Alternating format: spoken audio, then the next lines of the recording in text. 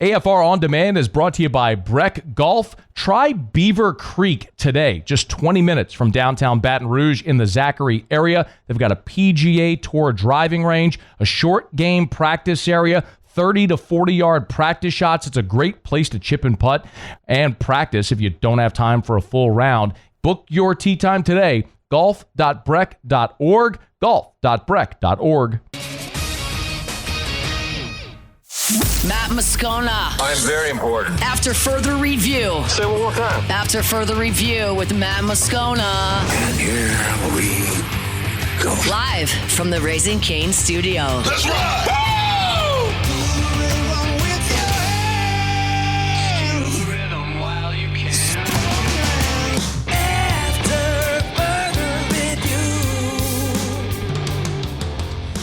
Hour 2, off we go. Welcome aboard. Glad you're with us. AFR, presented by Relief Windows. I'm Matt. You're a loser, Matt! Shut up, kid. Paul O'Neill. They're chanting Paul O'Neill's name. You so. And Mr. Toby Tomplay.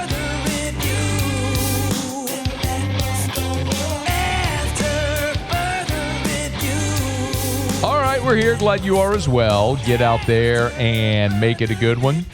Ross Jackson, about 15 minutes. Todd Walker, 1 hour from right now. We got baseball Friday, y'all. LSU will take on Milwaukee, which is Algonquin for the good land.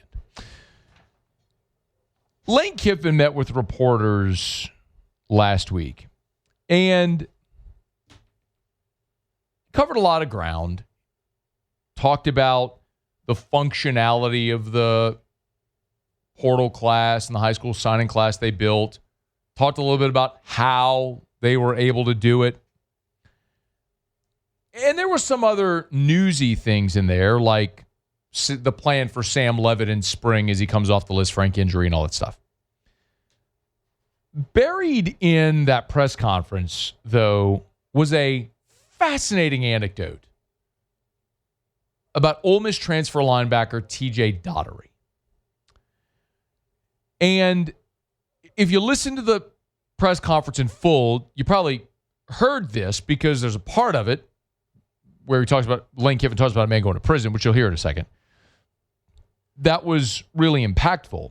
But my goodness, when you start to peel back the layers of this TJ Dottery story, it's pretty fascinating.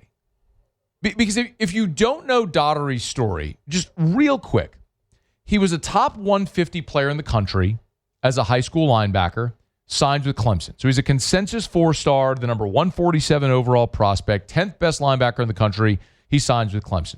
He goes to Clemson in 2022 in redshirts, plays in 4 games, but redshirted, just 16 defensive snaps. After the 2022 season, that summer, the summer of 23, he leaves Clemson, goes to Ole Miss, and has to sit out due to transfer rules. Remember, it was before the immediate transfer thing was allowed in 2020, and the multiple transfer was allowed in 2024, but because it was late, he had to sit out. So he had to sit the 2023 season at Ole Miss, but was able to play in the bowl game. And then he started 12 games in 2024 as a redshirt sophomore. That great Ole Miss defense with all the transfers, the Walter Nolan and Princely Umanmielen and Chris Paul and Trey Amos, that great defense. He started at linebacker, had 76 tackles on that team. And then this year, returned as a fourth-year junior, started all 15 games, led the SEC with 98 tackles. So that's sort of the path. But if you do a quick Google search, you'll find that TJ Dottery, whose name was TJ Dudley, left Clemson amid some controversy. Now, I don't need to spill the tea here because a lot of it, quite honestly, is just not appropriate for air. And to the best of my knowledge, as I've been able to find, no coach or player has spoken on the record about particulars. You can see a lot of internet chatter about what is alleged to have happened, and it ain't good. Which is why it was so interesting when Lane Kiffin talked about Dottery. This is the second one. It was not through the prism of Dottery made a mistake and paid for it and his work to get back into the good graces. It was the complete opposite. I just love his story. You know, when things happen to them, especially in his, all the guy does is just continue to work, continue to develop as a player. He has a personal situation that's been brought up, especially in this, him transferring, he gets re-brought up, and something that he was a victim of, and something that people don't talk about this part, that the person that did this to him is now in jail and is unable to do that to other people after doing it to a number of people. So I love that part of his story, that he just persevered through that, people try to continue to distract him and bring those things up, and he knew that. He knew in the transfer, I can stay and do the comfortable, easy thing and stay here. Nobody's going to re-bring up that story of what happened to me at Clemson. Or I can go do the challenging thing that will make me uncomfortable that he believed was the best for him, and he did it. I think that says a lot about him. Now, people don't bring up that part of the story because nobody talks about that part of the story or has spoken about that part of the story on the record. When I heard that clip from Lane Kiffin, I did what I naturally do. I started asking questions to find out, well, what's he talking about? Because I've heard the other part of the story, that what Dottery is accused of. But if you're telling me he's a victim, well, then what happened? It's a very natural next question, right?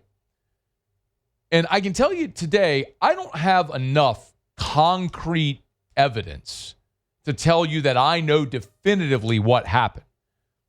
But I've had enough people sort of whisper to me now some pretty incredible things that are discoverable, and I'm going to try to get it for you.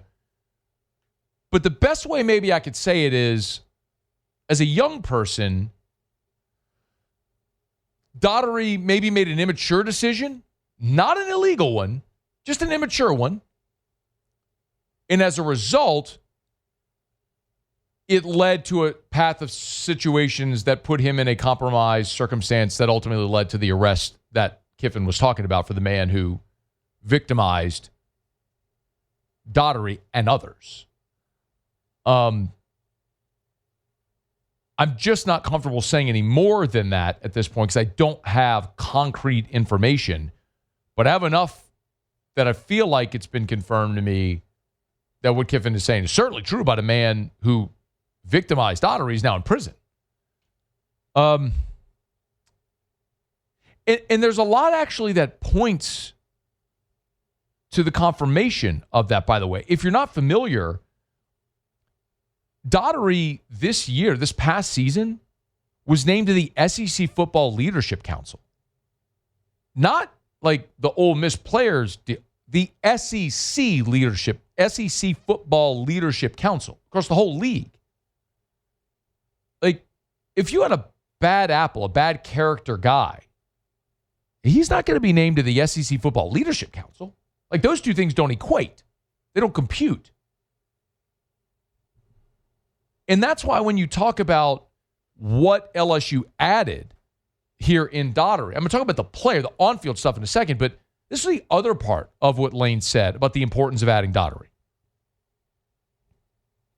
TJ was really critical to me because, when you come in, you want to bring coaches, you want to bring your strength coach, but in your locker room too, if you can bring a player that understands your culture and is a alpha and a leader that you can bring with you for the locker room, much like in the NFL. When he gets the Giants head job and they come from the Patriots and they got a middle linebacker that they coached for a while that understands what they do. They want to bring him with them and sign them so that they're in their locker room. So with TJ, that was really important to not just get somebody that's been such a good player that have been with for 3 years, have gone through things with, his personal stuff, mine, and just kind of growing together, and then you're able to bring them here was really great. I think that just speaks volumes about what the perception of Dottery is. When you, or in the person, and then when you look at the player, consider this. West Weeks is gone. Now, AJ Halsey would have led LSU in tackles had he played in the bowl game. He didn't. So Devon Keys passed him and led LSU with 88 tackles. But Halsey was next, and Whit Weeks was just behind. Whit Weeks is gone. Keys, remember, was replacing West Weeks is gone. Keys was replacing Witt when Witt was injured. So now you effectively have Witt returning. You bring in Dottery. Witt a season ago in 24 was second in the SEC in tackles. 25, Dottery led the SEC in tackles. So you got those two guys as your starters now, both as seniors. Dottery's a fifth-year guy. Witt is a fourth-year senior. And then your depth now is Devon Keys and Tylen Singleton, both of whom played a ton this year. Now, sometimes productivity doesn't necessarily mean that you were a great player. It just means that you stat compile. Like, say it often, like on defense, somebody's going to make the tackles. Like if your safety is leading your team in tackles, it means your safety had a lot of opportunity to make tackles in the back end. But you can look at Dottery and his overall grade at Ole Miss this past season, wasn't great according to PFF. But he also never came off the field. He played 958 defensive snaps. He missed about 80 snaps on the entire season. Remember, they played 15 games. This dude never came off the field, which is incredible when you think of that. And so maybe fatigue, whatever the case may be, sometimes you miss a tackle, your grade gets dinged, I don't know.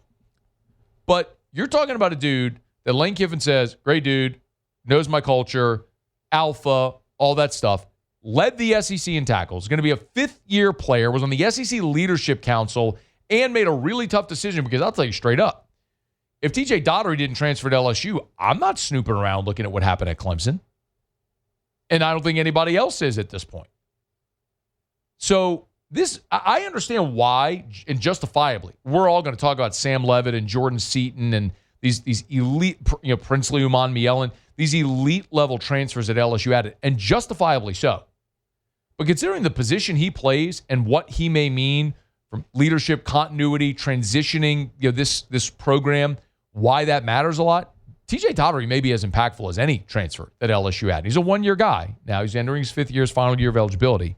But this one could be really significant. Tell you more if we learn more about this story, if anybody ever talks about it on the record. But Lane Kiffin acknowledging that Dottery was a victim and that someone went to prison for what they did to Dottery does in many respects reopen the opportunity to talk about this story and what actually happened there. We'll continue to do it as we can find more. All right, it's After Further Review. Thanks for hanging out with us here. We're brought to you by South Point Volkswagen, southpointvw.com. New and certified pre-owned in Baton Rouge and online, southpointvw.com. Volkswagen had a Super Bowl ad in Super Bowl 60, as they are wont to do. But so much of Volkswagen is just a culture. It's about having fun. You walk into South Point Volkswagen right there in the showroom. They got an old VW bus that's converted into a photo booth. That's a big part of the Volkswagen brand. They like to have fun. They're fun to drive, but they make serious cars. The great German engineering, the 9 different IIHS top safety picks, manufactured in the US of A at their Chattanooga, Tennessee plant, and of course, always affordable as well. So you get the best of all worlds. South Point Volkswagen, Louisiana's largest volume Volkswagen dealer, southpointvw.com. South Point Volkswagen, what's your direction? All right, y'all, glad you're hanging out with us here on this Monday edition of AFR presented by Relief Windows. Todd Walker in 45 minutes. It is game week for LSU baseball, y'all. First pitch coming up on Friday. Really excited about that. So we'll talk to the Batman, T-Dub, coming up in 45 minutes. When we come back, excited to welcome Ross Jackson onto the show. He's with us in San Francisco this past week, covering Super Bowl 60 there from Radio Row and all the different media availability. But there is a lot of Saints conversation, and maybe led by Derek Carr potentially unretiring. We'll talk about that a bit with Ross as we continue here on AFR. AFR. Let's Rev, y'all. REV. Let'sRev.com. Let'sRev.com. Let'sRev.com. If you're a homeowner or a business owner in South Louisiana, it's time to switch. If you don't already have Rev, it's time to switch. A local company, lightning fast internet speeds up to 5 gigs, backed by the power of an all-fiber network. REV, Let'sRev.com, Let'sRev.com, Let'sRev.com. 70,000 Louisiana homeowners and business owners trust Rev. Told you before, I'm in that number, both personally and in the business world. Guarantee Media, we're Rev customers. Parish Construction and Roofing, We're Rev customers. You should be as well. So, want to learn more? How you can switch? Do it today. Log on to letsrev.com, letsrev.com. R-E-V, letsrev.com. After further review, presented by Relief Windows. Windows, doors, siding, and oh, we do shutters too.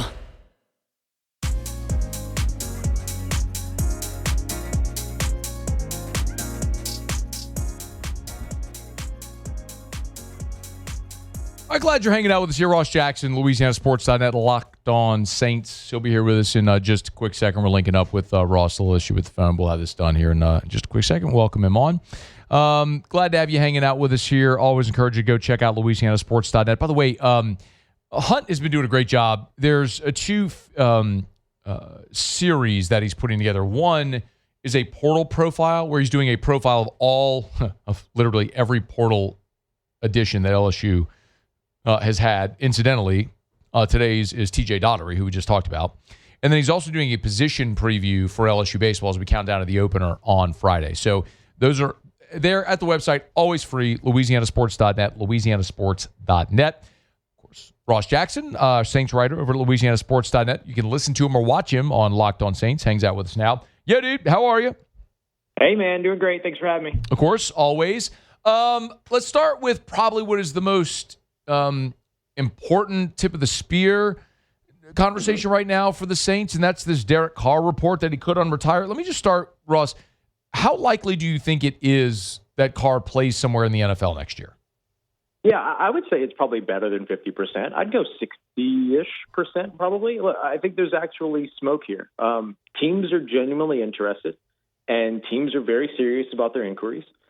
He has been working and rehabbing. He apparently no longer has limitations on the shoulder. So the biggest thing is just going to be, is there a situation out there that feels comfortable enough for him to actually persuade him to truly make the personal decision to come out of retirement? But the interest is there, and I would say that there's smoke.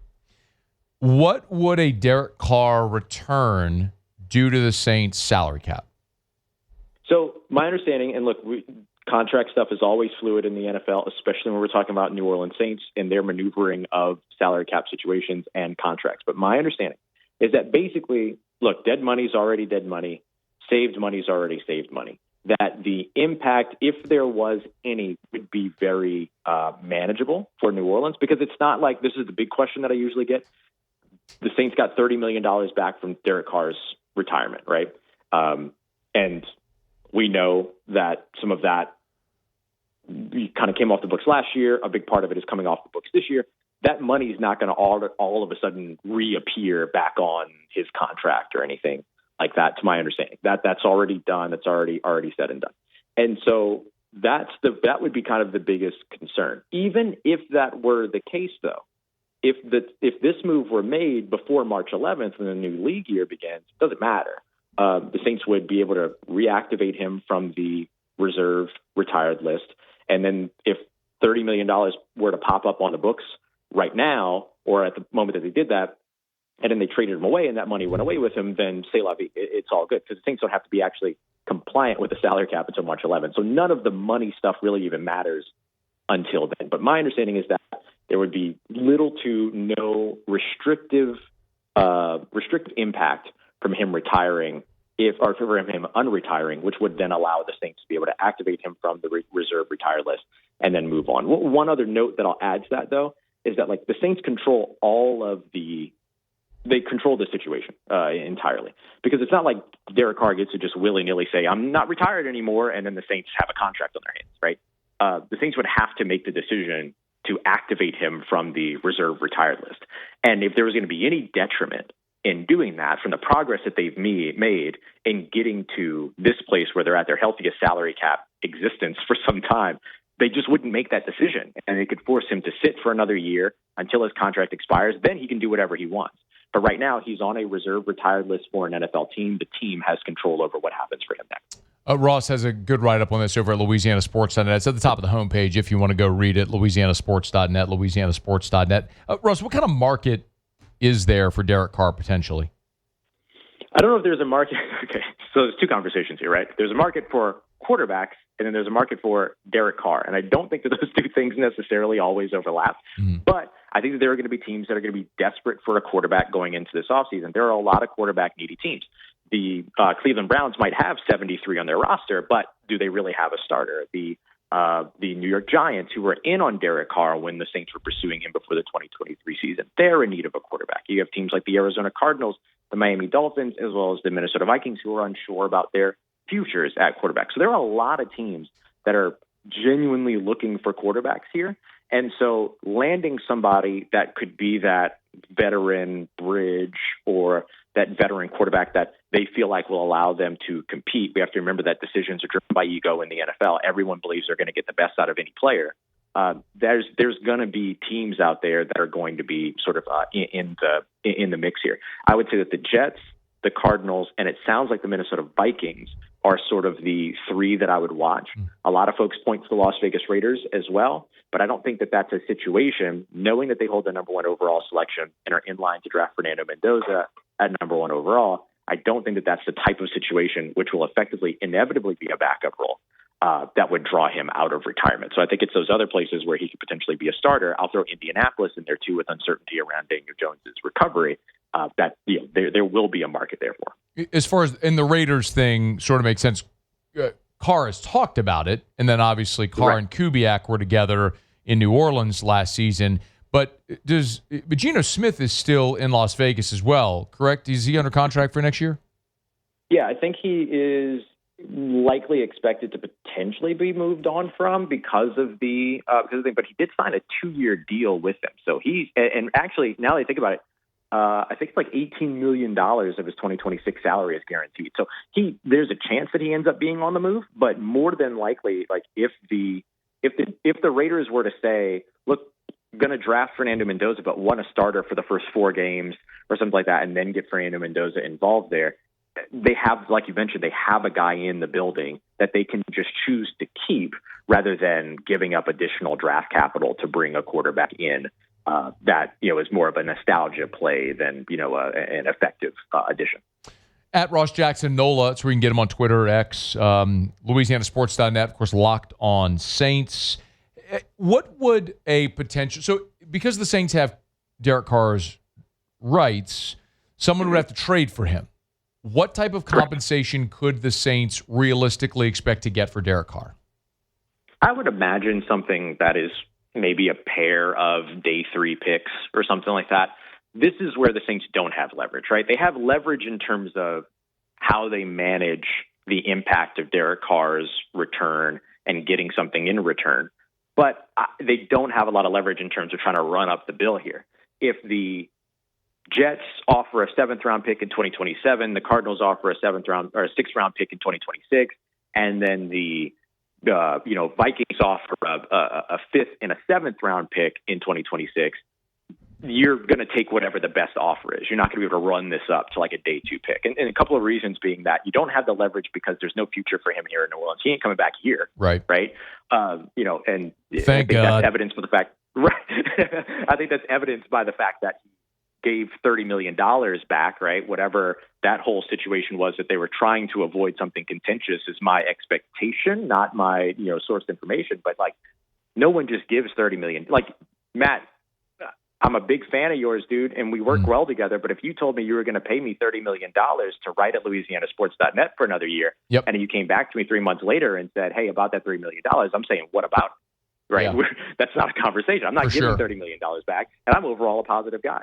And so I don't think that there's going to be any world in which like there's a future for Derek Carr here in New Orleans. And so that lessens a little bit of the leverage that the Saints have, right? The other thing is that we have to keep in mind that he's going to be viewed or positioned as like quote unquote damaged goods because of the shoulder injury. And he also missed an entire year of professional football, which usually doesn't work out for quarterbacks in their return. Obviously there's some exceptions to that, but you look at the Deshaun Watsons of the world and so on and so forth, that usually doesn't work out great.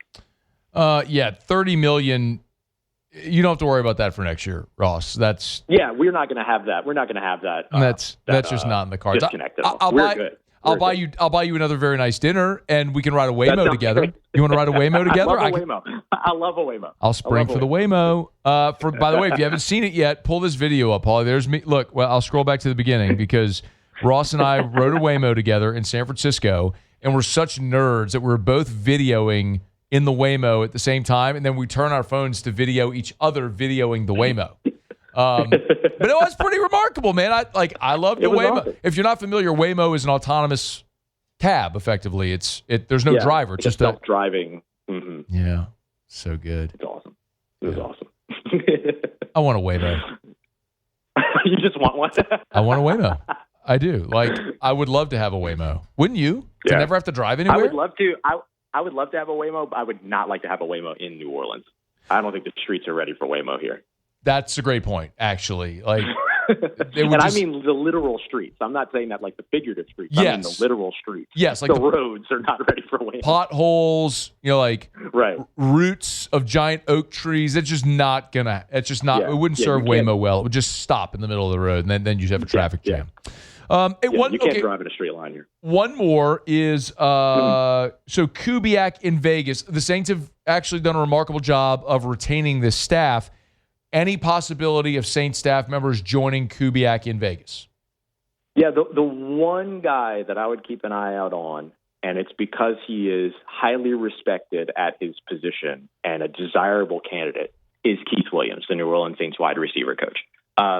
Keith Williams came in a year before Kubiak was here, but Keith Williams also is somebody that that Kubiak got the chance to work with, is familiar with his system, all those other things. He's from the Stockton, California area. Well, he's not from. He was born in Ohio, but he grew up in the Stockton, California area. And then he could have a chance here to get like 7 hours away from home by going to Las Vegas. So there is something there in terms of like if I'm drawing the connective tissue myself. But there's been no kind of report of any kind of or news of any kind of pursuit by Clint Kubiak. But that would be the one guy from the Saints coaching staff that I would watch. Some former Saints staffers could potentially make it that way. But for me, like Keith Williams would be the one to watch because he is a desirable candidate at his position. And it is close enough to home that it could be enticing. But I do know that he loves his time here in New Orleans. It's the second time, right? He was with Tulane before going away and then coming back here to New Orleans. So I think the Saints are going to have a really strong hold here on their coaching staff. But that would be the one guy that I'd look at if it were like a, okay, what if type situation. He is Ross Jackson, LouisianaSports.net, and Locked On Saints at Ross Jackson Nola. Thank you, dude. Thank you, man. Take care. Stay safe. Talk to you soon. All right, be well, Ross Jackson. It is After Further Review. Todd Walker in 30 minutes. Talk a little baseball. Brought to you by Parish Restoration, parishrestoration.com. Remember, kill mold, remove odor, sanitize. Unfortunately, Drew was a little sick. Took him to the doctor. He's got the flu. Turns out flu's all over the school. Maybe you work at a school. Call Parish Restoration. Have them come in. They can spray their patented non-toxic dry fog. It'll kill everything down to the spores. Close up the windows, the doors, let it dwell. Kill all these dozens of viruses and harmful pathogens down to the spores. ParishRestoration.com. ParishRestoration.com. Start there. Fill out the form on the homepage. Give you that free estimate. ParishRestoration.com. It's more efficient, more effective, more cost-effective. It's ParishRestoration.com. All right, y'all, it's After Further Review. Monday show is brought to you by Relief Windows. Let me knock out a quick break. You still have Tigers in the Pros in about 15 minutes from right now. One of the things, we had so much content last week on Radio Row. It's always interesting to me what kind of pops. And when you're in it, you're just fire hosing content, so you don't necessarily even bring your head up for air. You just keep going. So it was interesting over the weekend when I noticed the conversation that Roman Harper and I had on Friday. That got a ton of play on the World Wide Web. So I do want to revisit that conversation with Roman next hour. So we'll do that. Let me knock out a break, come back, and regrettably, I do want to give you a quick anecdote on LSU men's basketball. I'm not going to break down the X's and O's of the game that got blown out by Georgia, but what it means for the future of the program. We'll get into that as we continue on AFR. AFR. I had a listener email me over the weekend. I said, hey, Matt, taking my son to Baton Rouge for the Clemson game. What's in September? What's the hotel that you always talk about? Well, there's two. It's the Watermark and the Renaissance. Watermark's downtown, Renaissance is Southtown. I say, look, both are awesome. Watermark downtown, it's so easy to get to LSU. I mean, it's a straight shot down Nicholson right to Tiger Stadium. It's beautiful. It's Baton Rouge's premier hotel property. It's gorgeous. It literally voted by you all as the best hotel in the best 225. So, but Renaissance is on Bluebonnet, and that's where the team stays the night before games. So I know it's early to think of this. And to be perfectly honest, I don't even know if they're taking reservations for September. but if you're planning on being in town for a home football game and you want to stay where the team stays, maybe a good idea to start booking some of those dates now. Watermark and Renaissance, Baton Rouge. After further review, presented by Relief Windows. Windows, doors, siding. And we do shutters too.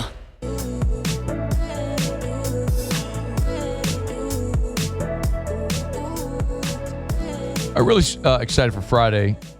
Start talking about LSU baseball and a team that's going to be really good. And we just sort of get to leap right over basketball.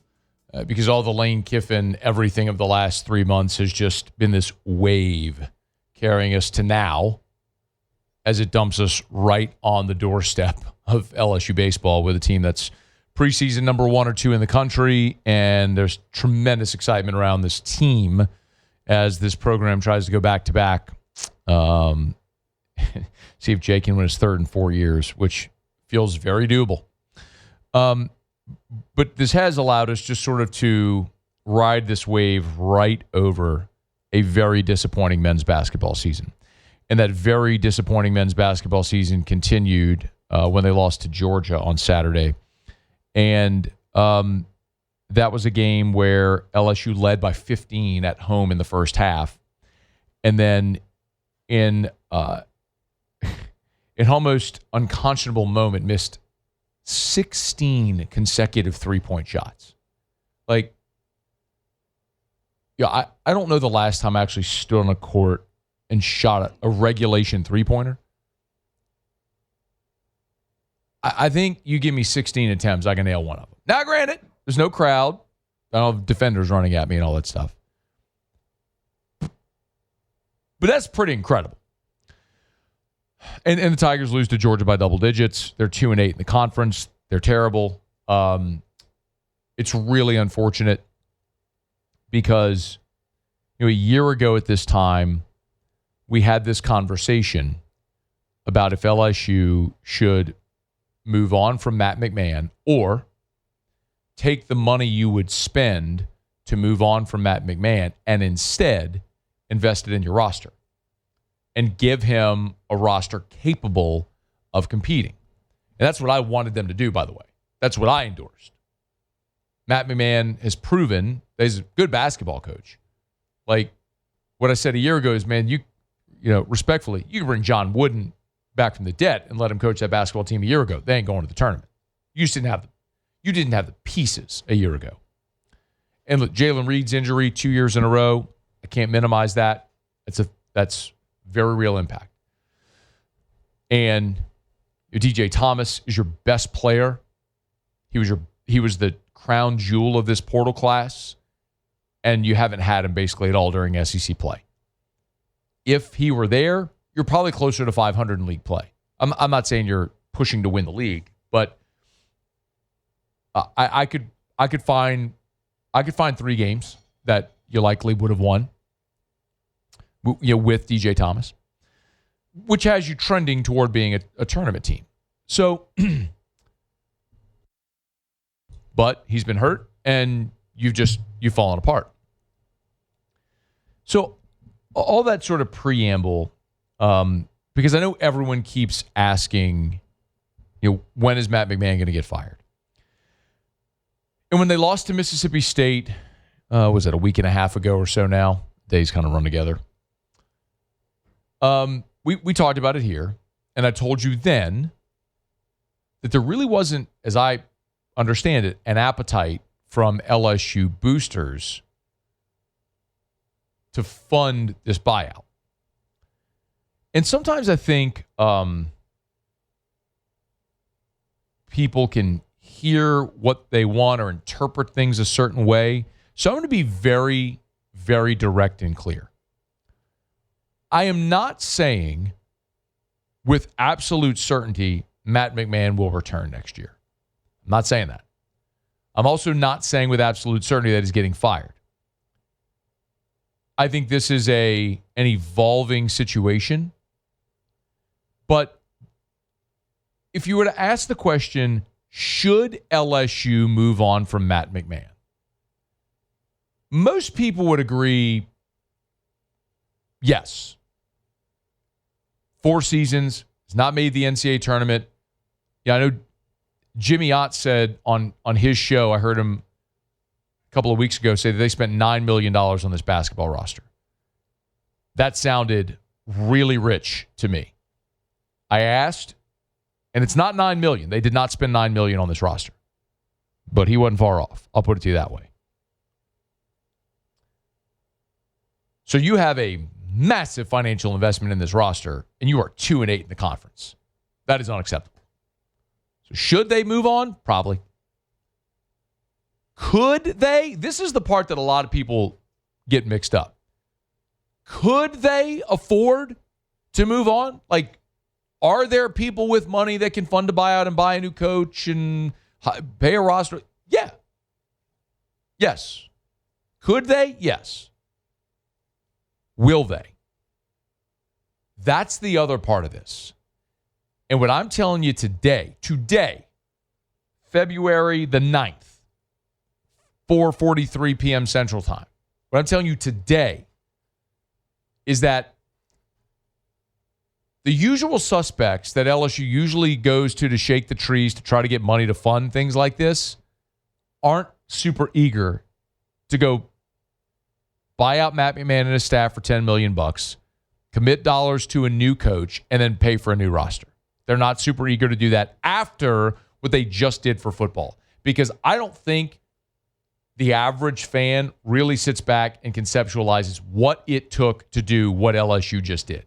You had to commit $54 million. Not all at once, but you had to get people to commit to buying out Brian Kelly. And then you had to get people to commit $91 million to get Lane Kiffin. And then you bump Blake Baker's salary to $3 million. And you bump Charlie Weiss to $2.5 million.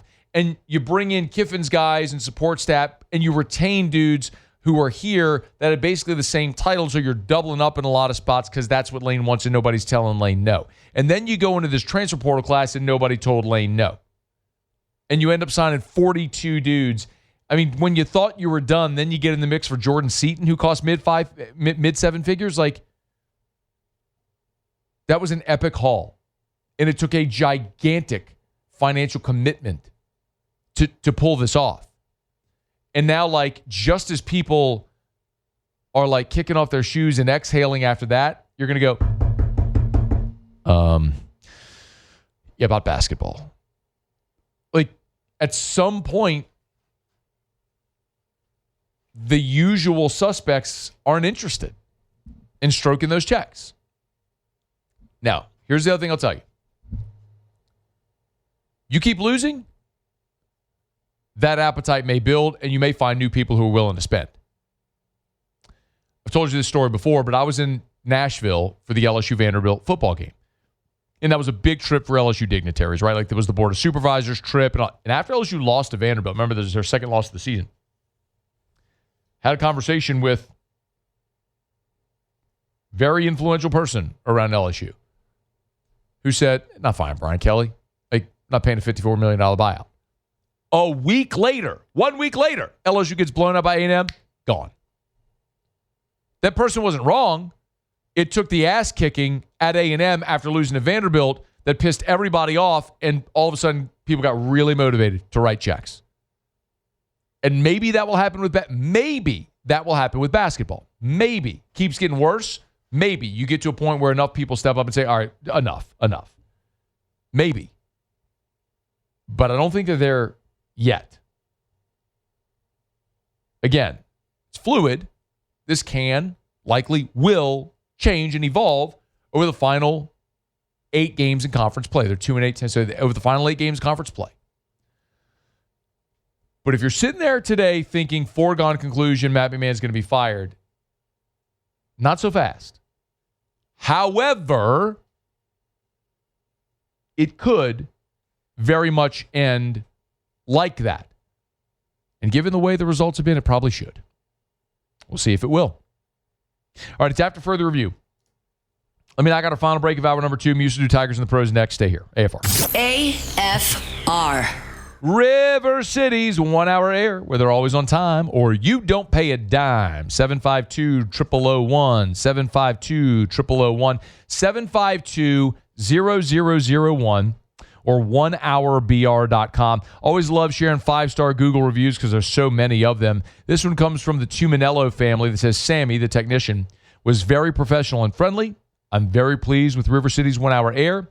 They inspect and advise to ensure my HVAC system is up to date, on maintenance, and in great condition.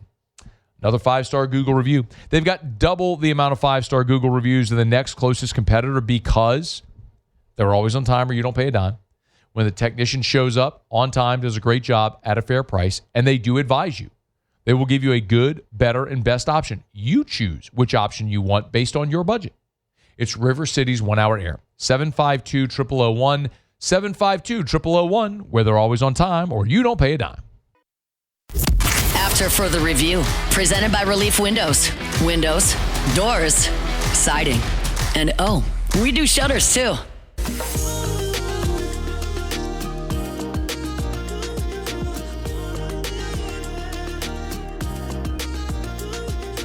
All right, wrapping up hour number 2, Monday shows brought to you by Relief Windows and ReliefWindows.com. Windows, door, siding. They do shutters and shades too. ReliefWindows.com.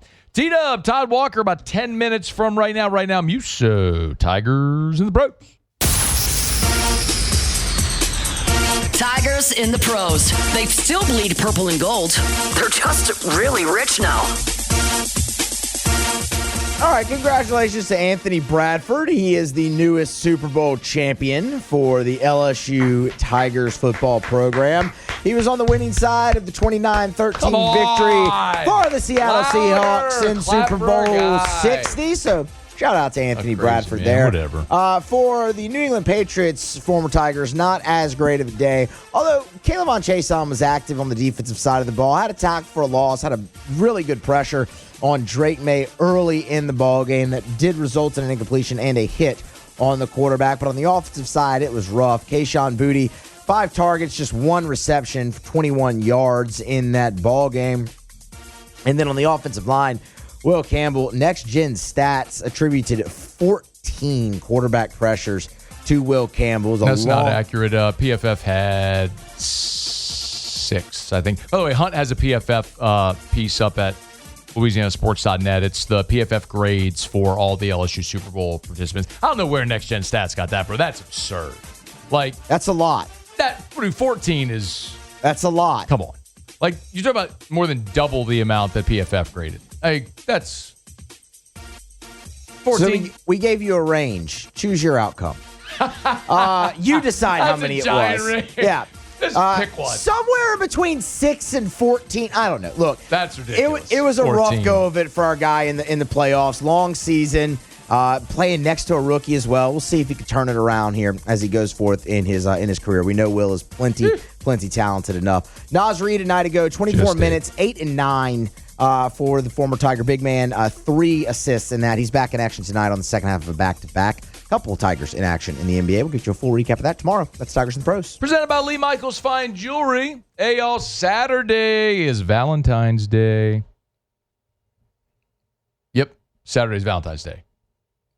Did your stomach just go in your throat? Whew. What you going to do? I got an idea. Go to Lee Michaels. They'll handle it. Lee Michaels Fine Jewelry, lmfj.com, lmfj.com, lmfj.com. Yes. They have beautiful diamond engagement rings.